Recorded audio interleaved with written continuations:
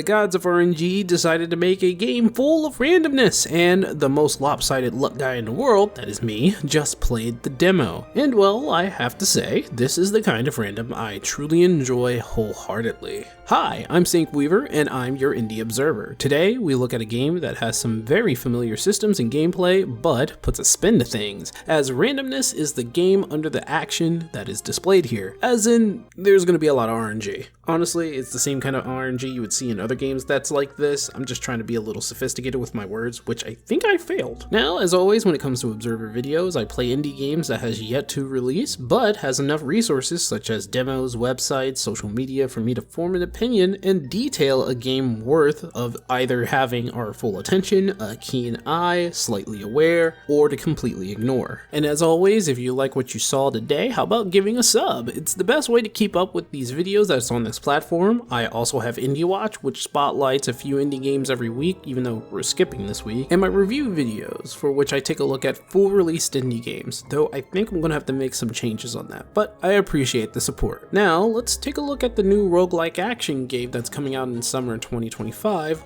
Lost in Random: The Eternal Die.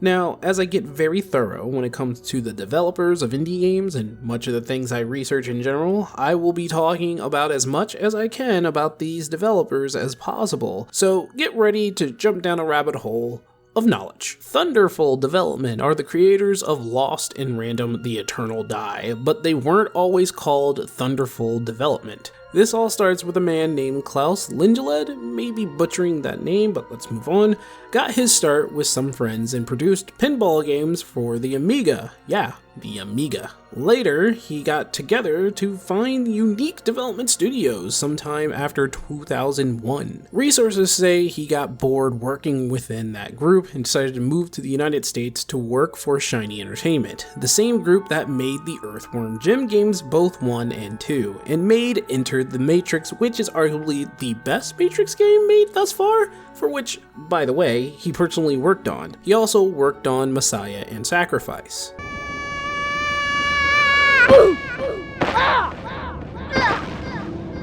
But bad tidings were around the corner as his visa had some issues around it, thus he returned to Sweden, where he founded Zoink.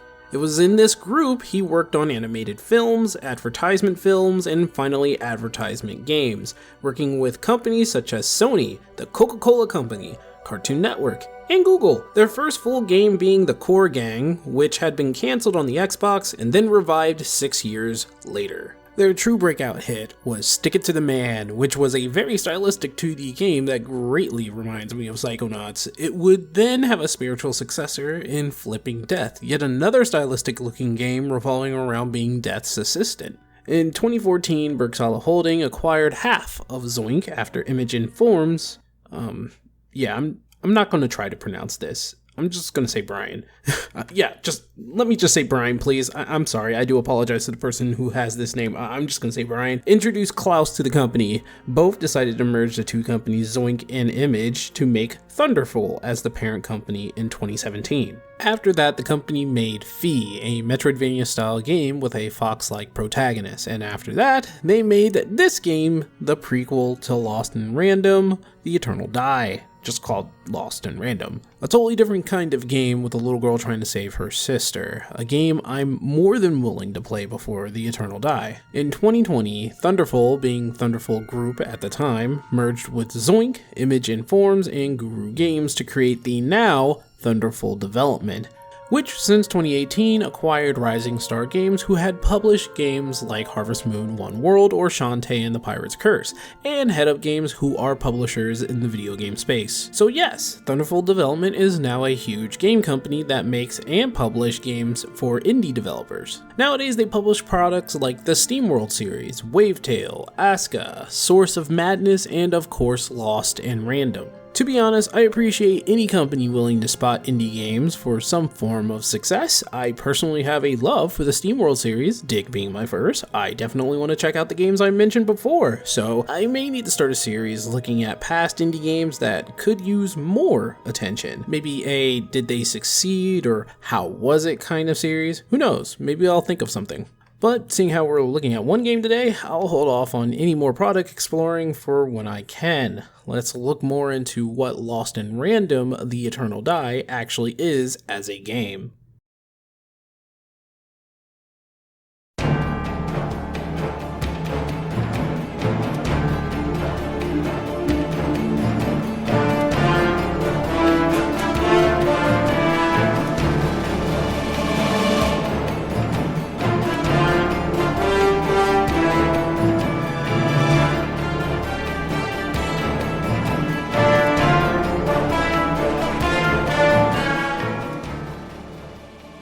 What is Lost in Random: The Eternal Die? Well, it is a sort of sequel and a familiar looking top-down roguelike. Yeah, we've played this game before. Comparisons may be looked down on by some, but I think this is an endearing moment for me. This is basically like the Hades series, a roguelike top-down action game that has pretty much the same mechanics. Does that make this game a copy of something? In my opinion, no. This kind of thing is common in entertainment, where one takes the idea of something and try to have their own take on it. League of Legends isn't original at all, but of course it is the premier MOBA in gaming. Fortnite is also not original. Battle Royales have been around way before its inception, and yet it is the #1 Battle Royale. Arguably, I'm just gonna say arguably. There are a lot of Battle Royales and there are a lot of MOBAs out there, so I'm just gonna say arguably. And though Lost in Random isn't original in its making in terms of its mechanics, it does put a spin to the genre I think I can vibe with. Some systems are the same, finding treasure that are currency for permanent upgrades, purchasing or crafting new weapons, and even having characters to talk to. Yeah,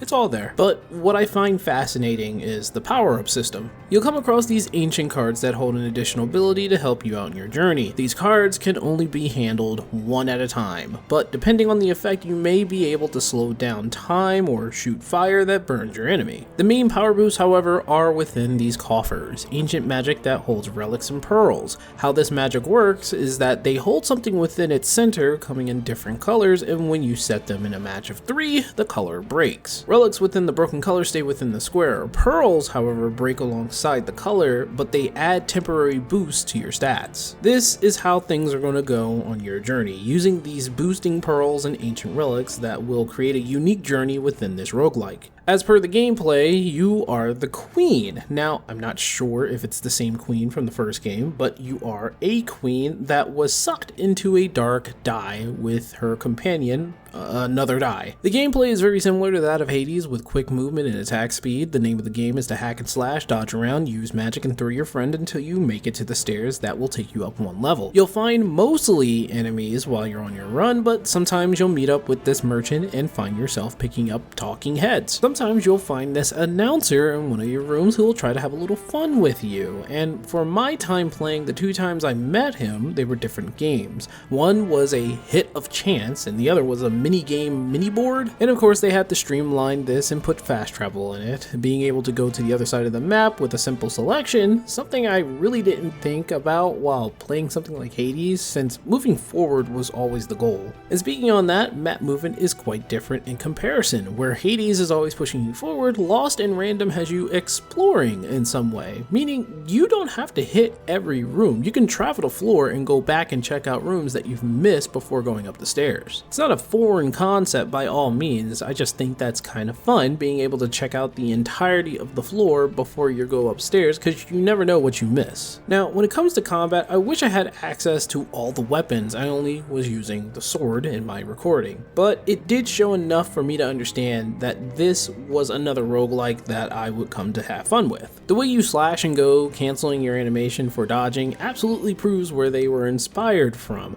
But, of course, this is more of a compliment, so don't take it the wrong way, please. I like fast action, and I love having options, and looking at all of the other weapons, plus they did show trailers of their use, which has me excited for the full game to be released. I just hope it comes out as a full game rather than an early access. Hades 2 is in early access, which means it's not even done. And I do want to speak on that note when it comes to early access. I know indie games really need the financial support when it comes to creating their games, so I can kind of forgive it. But take for example, No Rest for the Wicked. I can only play so much of the same thing over and over in chapter 1 until I get bored. And then there's Path of Exile 2, which has you play the game twice before getting to the actual end game. And to be honest, I am not a fan of playing cruel mode where everything is harder and spongier, where things can be out of whack when it comes to an ARPG. Point is, even if it does come out in early access, I will support the game. I just hope it doesn't. But for sure, this game is going to be really interesting and I'm looking forward to it.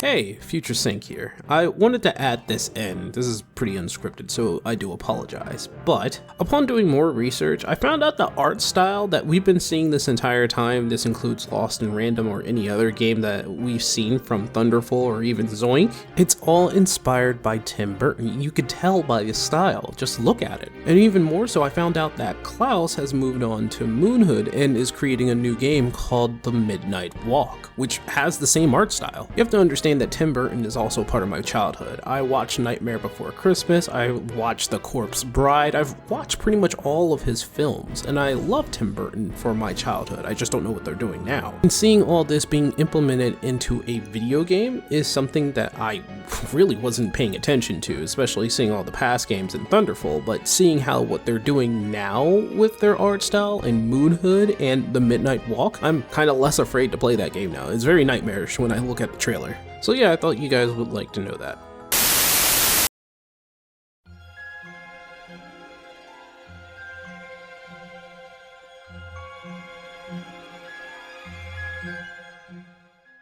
This action game pulls off roguelike in such a good way, making a build unique every playthrough. Interesting characters within an interesting story, one for which I won't go into until the full release. It pushes exploration as the whole floor is able to be covered from room to room, and the combat is definitely not boring, especially seeing how throwing your die is an RNG roll attack for high hits, or low depending on the face it lands on. So with that all being said, what do I think about when it comes to Lost in Random, the Eternal Die, the demo at the very least? I think the devs know what they are doing, taking a genre already filled and full, but bring in their flavor. I think it's best to have my full attention, so when the game comes out, I can beg for a press copy to play hours and hours on it for streaming. And perhaps I'll even stream the demo anyway, but when this game comes out, well, let's just say I'll be quite preoccupied over the weekend. If you guys want to keep up with this title, follow their Twitter/X account, _Lost in Random, and wishlist them on Steam to show your support. Try out the demo and give them feedback. Oh, and tell them Syncweaver sent you. Maybe they'll think about at least giving me an early copy. Wink wink.